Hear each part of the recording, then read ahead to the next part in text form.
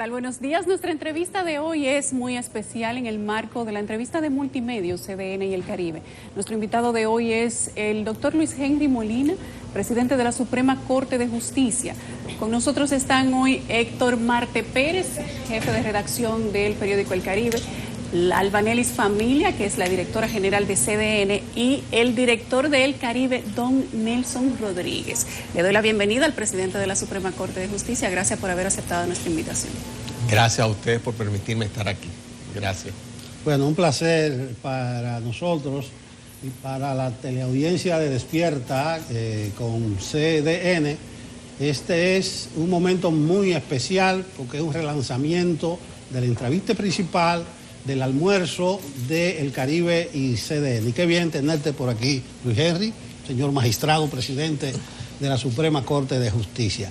Permítanme la primera pregunta.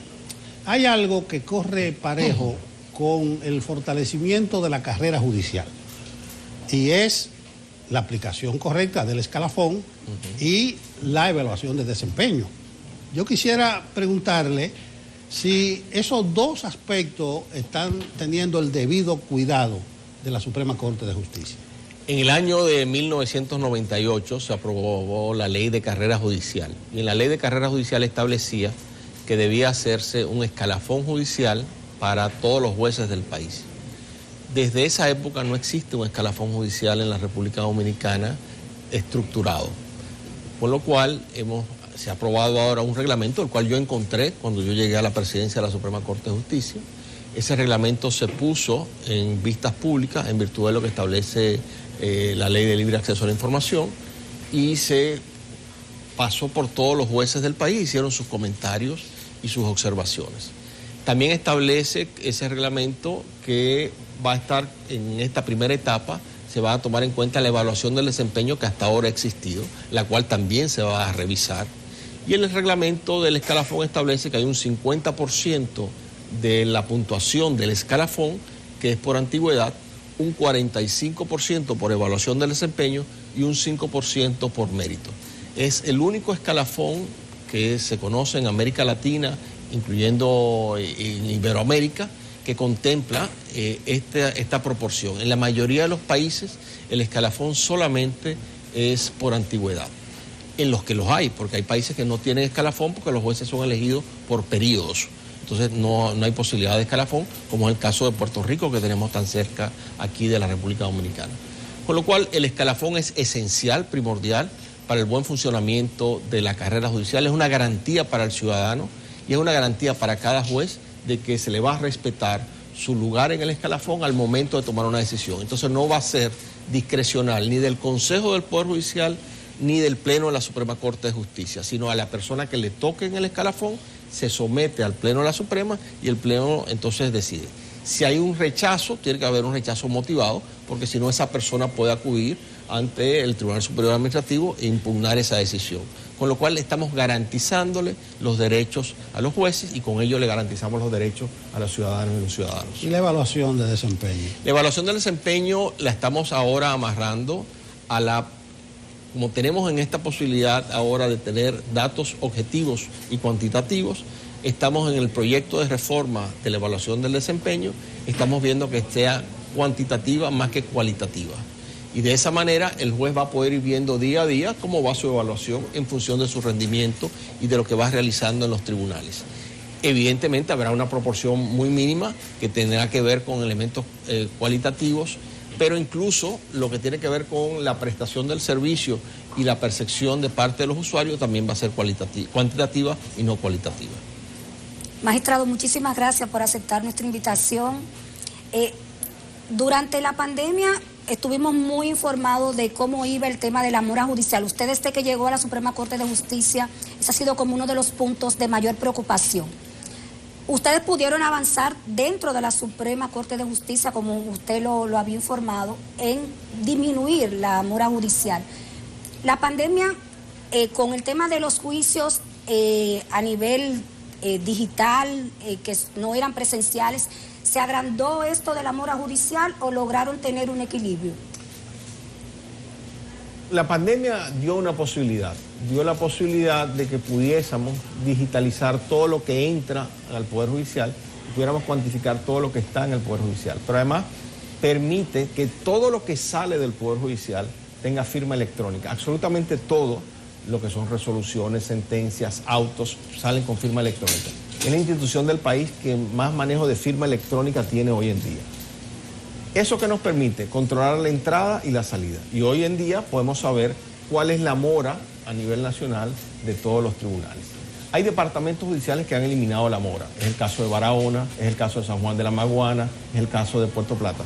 Es el caso hasta cierto punto de Montecristi, que debe estar saliendo próximamente. Después, en la Suprema Corte de Justicia, en el segundo semestre de este año, deberíamos de terminar ya con todos los expedientes pendientes al 2019. ¿Ok? Con lo cual nos estaríamos ya técnicamente saliendo de la mora.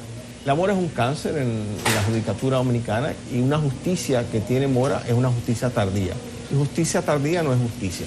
Por eso tenemos que seguir trabajando todo el tema de la mora. Yo no le puedo decir que está eliminada por completo en toda la judicatura nacional.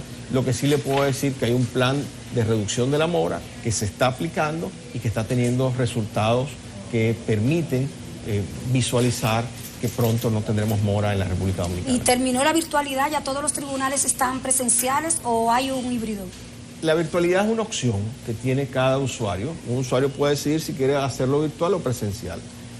Lo que pasa es que lo que no se dice es que el 80% de los juicios son virtuales hoy en día, porque los usuarios prefieren que sean virtuales.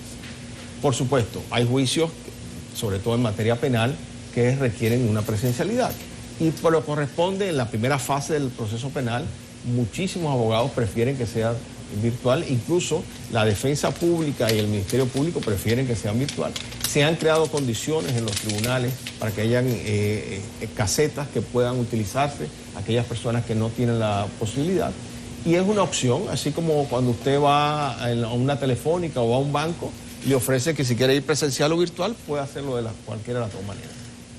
Magistrado, precisamente sobre el mismo tema de la mora judicial, que como decía Albanelli, ha sido uno de los puntos que usted ha puesto énfasis en sus diferentes intervenciones, en los discursos, en los días del Poder Judicial le han tocado, me parece que 2 veces. 2 veces. Y ha hecho bastante énfasis en ese tema y en lo que se ha logrado, pero para que la gente entienda, la mora, la palabra lo dice, que es una tardanza en dar una decisión. Ahora, ¿cuáles son las causas que han llevado a que se haya dado esta mora a esos extremos? ¿Y cuáles son las acciones concretas que se están haciendo para revertir esta situación?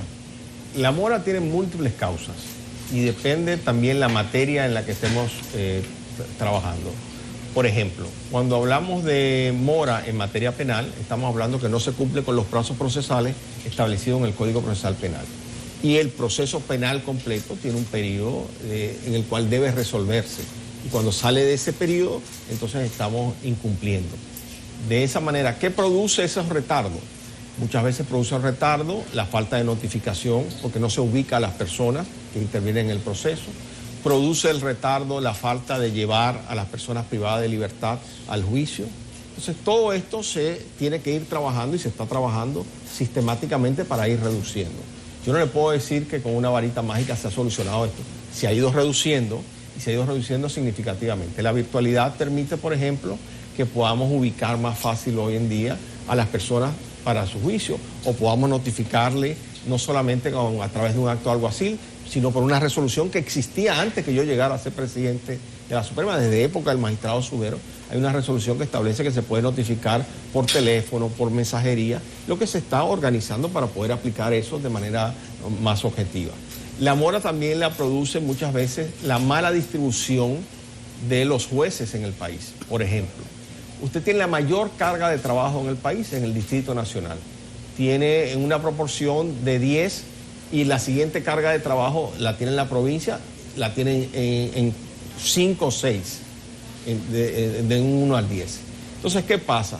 Donde hay menor cantidad de jueces en proporción es en el Distrito Nacional, porque hay limitaciones de ley que impiden que el tribunal más grande del país, que es la Cámara Civil y Comercial de Primera Instancia, tenga un número determinado de jueces.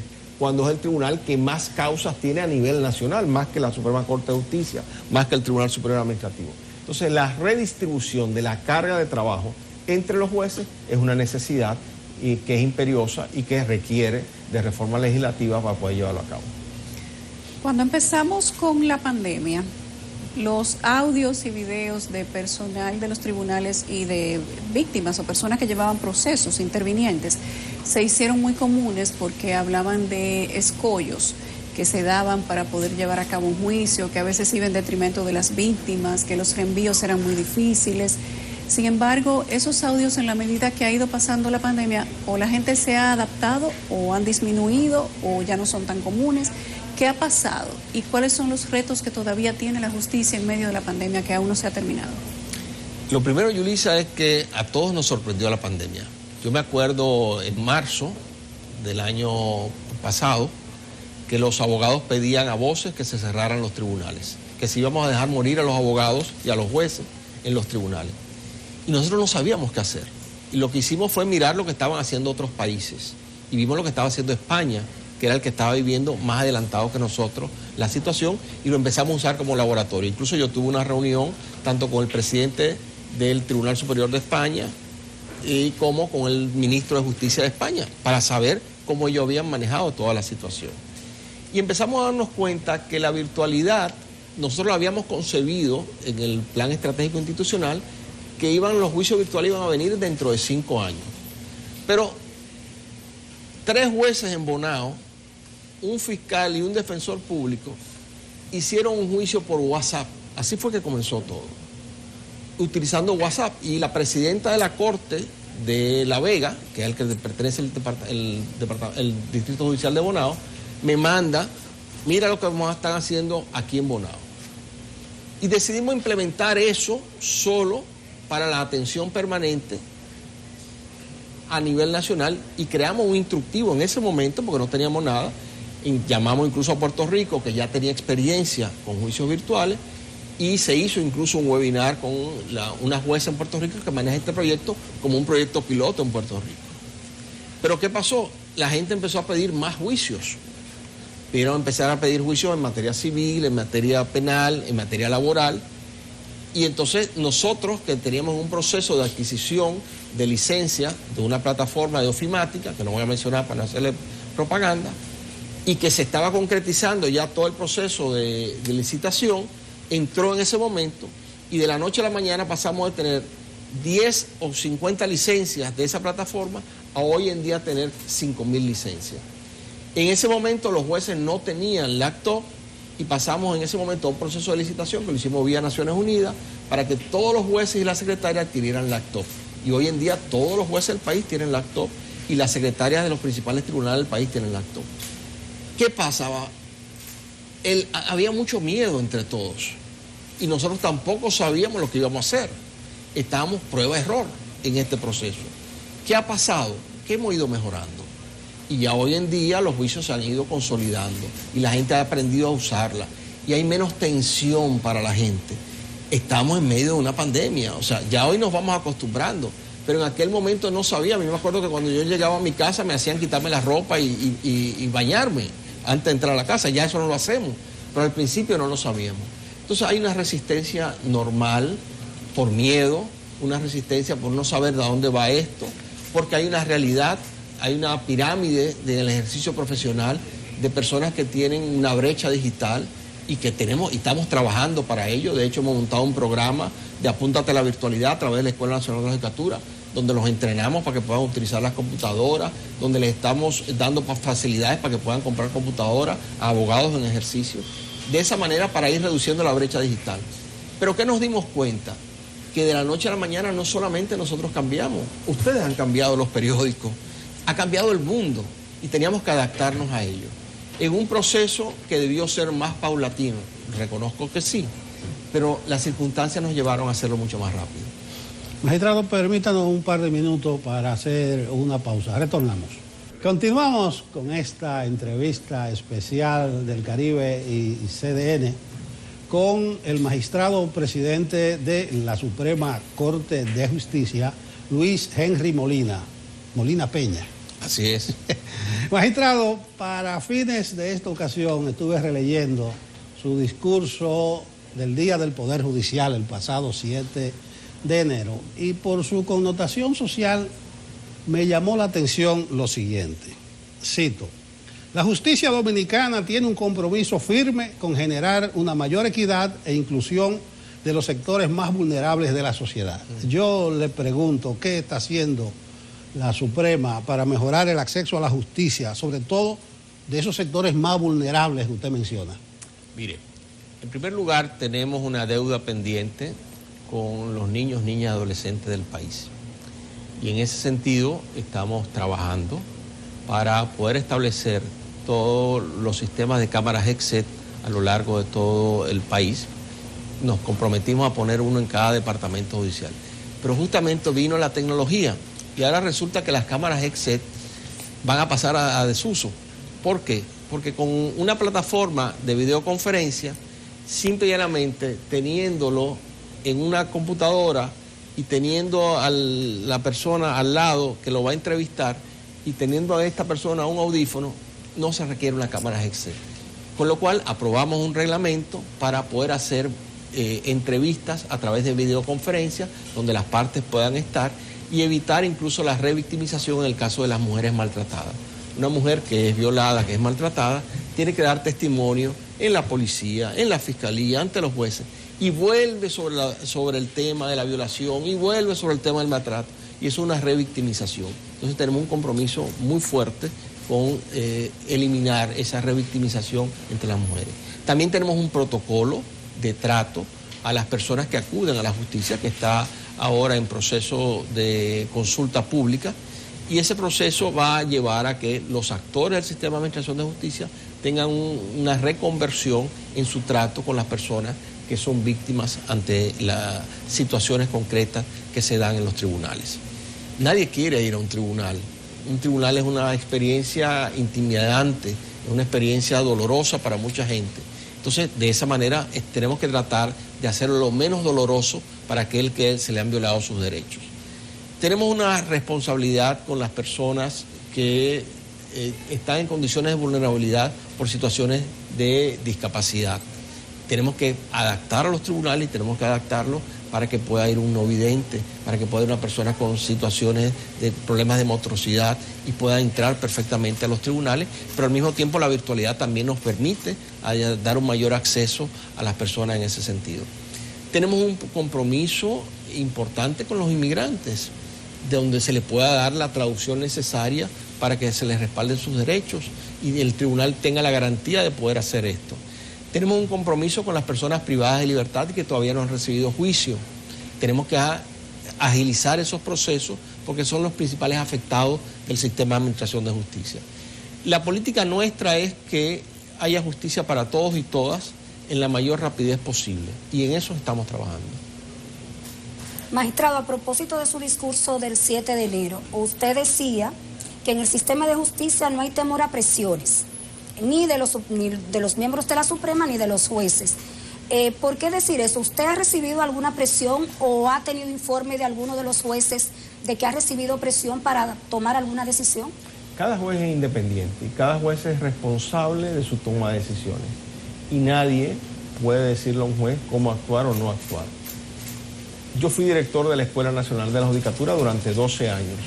Y en ese proceso, cuando formábamos a cada juez, le decíamos, automáticamente usted es juez, usted toma las decisiones sobre los casos que están sobre su mesa. Y si alguien no está de acuerdo con una decisión, tiene los recursos para poder apelarlo. Eso lo he mantenido y lo sigo manteniendo y es fundamental para la independencia de cada uno de los jueces del país y para la independencia funcional. Eso siempre hay que reiterarlo para que la ciudadanía lo sepa y para que haya una mayor credibilidad en el sistema de administración de justicia. Y con todos estos casos de corrupción, tantos políticos influyentes en los tribunales, ¿no teme usted que alguno de los miembros del sistema judicial pueda recibir algún tipo de presión? Cada juez está preparado para tomar una decisión. Para eso se formó. Y todos los jueces de la Judicatura Dominicana son egresados de la Escuela Nacional de la Judicatura. Cada quien tiene su responsabilidad. Es la misma decisión que tiene que tomar un médico cuando va a operar. Es la misma decisión que tiene que tomar una enfermera cuando va a atender a un paciente. es la responsabilidad individual. El sistema garantiza de que esa responsabilidad se pueda llevar a cabo. Magistrado, el tema del presupuesto de la justicia ha sido motivo de quejas de sus antecesores, de los anteriores presidentes de la Suprema Corte de Justicia. Sin embargo, vemos que en su gestión ha estado ausente, o usted no lo ha tocado mucho en sus intervenciones, ni siquiera los discursos del Día del Poder Judicial. Siempre era una tradición escuchar las quejas de los anteriores presidentes de la Suprema Corte de Justicia. ¿Cuál es la situación actual? Creo que en algún momento usted dijo que era un tema más de distribución, de aplicación del uso de los recursos que de asignación.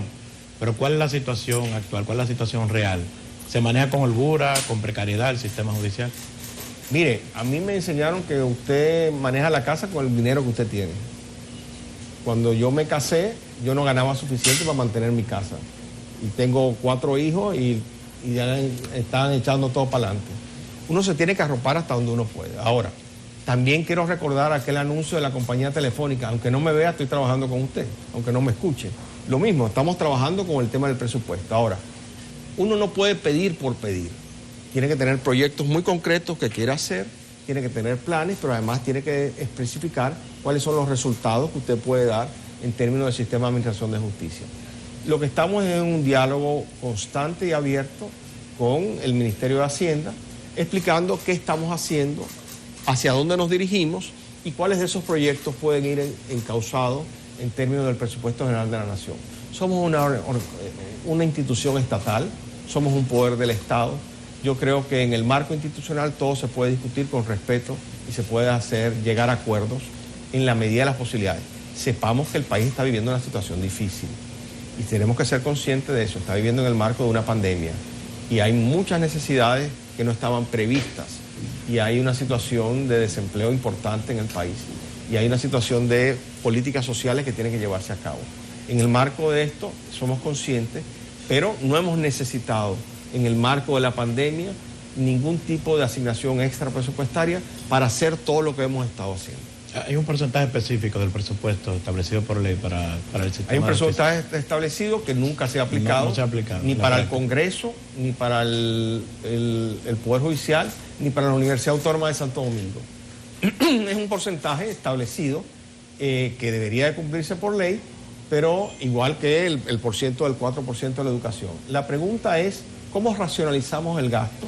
La pregunta es cómo tenemos proyectos concretos que permitan que sentándonos en una mesa real y efectivamente se pueda entender que el dinero es limitado, pero requiere una distribución equitativa en términos de las necesidades del país. Y en eso estamos.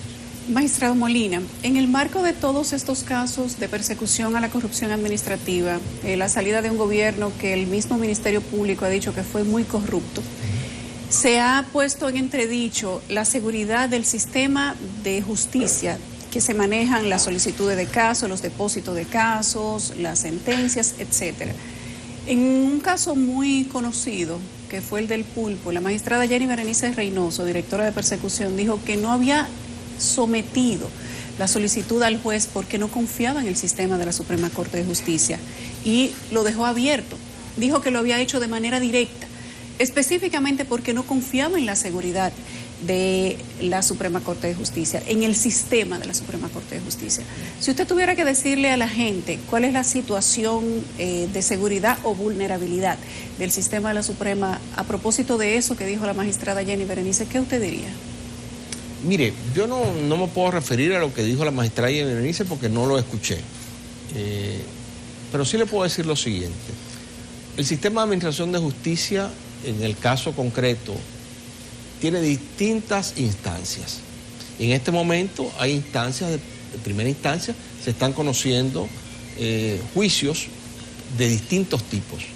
Y para un juez es lo mismo un juicio de determinada connotación mediática que un juicio que no tenga connotación mediática. Y le puedo asegurar, porque yo fui director de la Escuela de la Judicatura durante 12 años, que todos los jueces que están conociendo los casos hoy están formados y están preparados. Tienen mucha conciencia. Probablemente de los profesionales mejor formados de la administración pública son los jueces dominicanos. Y se lo puedo decir con conocimiento de causa y se lo puedo decir por los procesos de evaluaciones que se han llevado a cabo para cada uno de ellos. La justicia tiene un elemento esencial. Siempre entra alguien que gana y otro que pierde.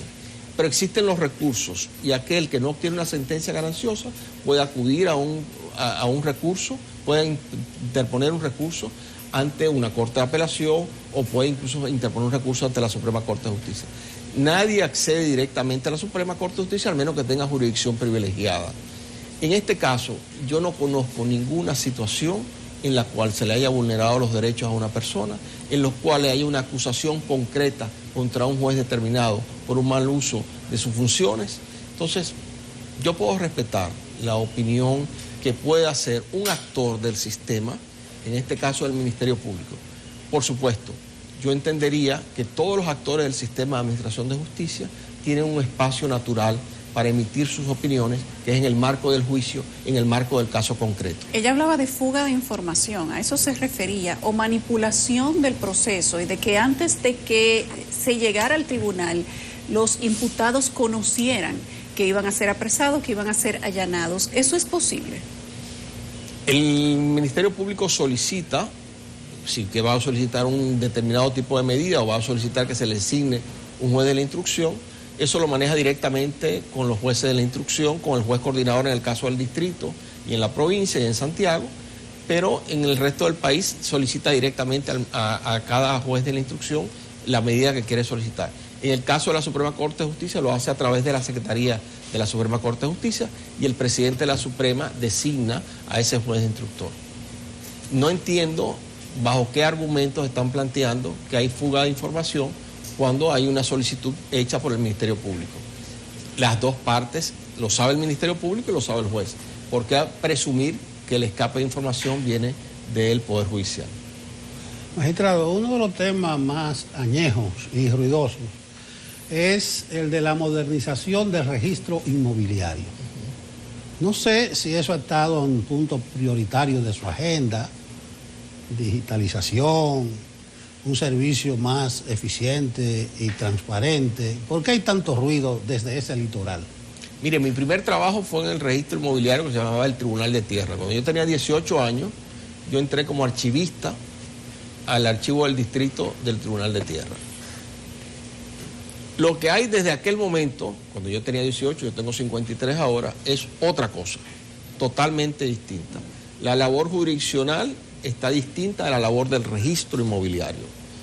Y la labor del registro inmobiliario se considera un solo proceso. Antes uno interponía un proceso ante mensura, otro ante el registro de título, no. La gente lo que quiere es un título, por lo cual se ve esto como un solo proceso. Y donde nosotros hemos avanzado más en todos los procesos de digitalización es en el registro inmobiliario. Justamente hoy en día podemos saber lo que hace cada uno de los analistas que trabajan en el registro inmobiliario y lo podemos ver en línea. Hoy en día usted puede entrar en la página web del registro inmobiliario y puede ver cómo está la carga de trabajo en cada registro de título del país y en cada dirección de mensura. Hoy en día usted puede referenciar a través de una plataforma que está en línea en la página web del registro inmobiliario del país. Es un proceso que ha ido mejorando, es un proceso que va cada día más en perfeccionamiento. Justamente en el Doing Business, antes de la pandemia, subimos puntos, vamos a seguir subiendo y es un proceso que va en mejora continua. Y hoy en día el registro inmobiliario en la República Dominicana está dando muestras de eficientización y eficacia en los procesos que está llevando a cabo. Magistrado, el Consejo del Poder Judicial, usted durante toda su exponencia ha hablado de que la defensa a los jueces, su formación, su propia convicción, que se manejan de manera independiente. ¿Hay investigaciones en el Consejo del Poder Judicial de algún juez? ¿Cuántas investigaciones habría? Si existe, ¿por qué asuntos disciplinarios? ¿De qué índole? En el Poder Judicial existe lo que se llama la Inspectoría Judicial. Y la Inspectoría Judicial se puede apoderar o porque una persona haga una denuncia o porque ella misma investigando pueda encontrar situaciones concretas. Sí hay en este momento varios procesos de investigación, sí hay varios jueces sometidos a juicio disciplinario ante el Consejo del Poder Judicial y todos estos casos se manejan en el marco disciplinario. Lo que, si algún caso de esto tiene una connotación penal, inmediatamente se le informa al Ministerio Público y se continúa con la labor disciplinaria en el marco del Poder Judicial. Me llamó mucho la atención el caso de la jueza de ejecución de la pena de San Francisco de Macorís, que fue suspendida e investigada por el caso Quirinito. Sin embargo, según las informaciones que nos llegaron, el juicio se dejó en un limbo del Consejo Nacional, del Consejo del Poder Judicial, y ella vamos a decir que por default la volvieron a poner en su puesto, sin que la población conociera cuál fue el proceso de investigación, por qué no hubo sanción o por qué fue descargada. No supimos, solamente se puso en su puesto de nuevo. Hay una sentencia del Consejo del Poder Judicial, está en la página web del Poder Judicial. Yo no me acuerdo ahora exactamente los elementos de cada una de esas sentencias, pero hay una sentencia del Consejo y en esa sentencia se restituyó a esta jueza y por eso ya está en funciones. Pero si usted quiere, yo le puedo hacer llegar la sentencia y ahí están los elementos explicativos. Porque ella misma decía que ella no sabía cuál había sido su proceso, pero sí que le mandaron información de que volviera a su puesto. No le puedo, son muchos casos. Y en este caso concreto, aunque es un caso mediático, entiéndame, son muchos casos en el manejo de la información, pero me comprometo a mandarle la sentencia y de esa manera puede responder a esa pregunta. Magistrado, la pandemia... Y no se trata aquí bajo ningún concepto de asumir, como decía un periodista por ahí, no respondo. No respondo. La pandemia ha obligado, ha alterado las agendas, ha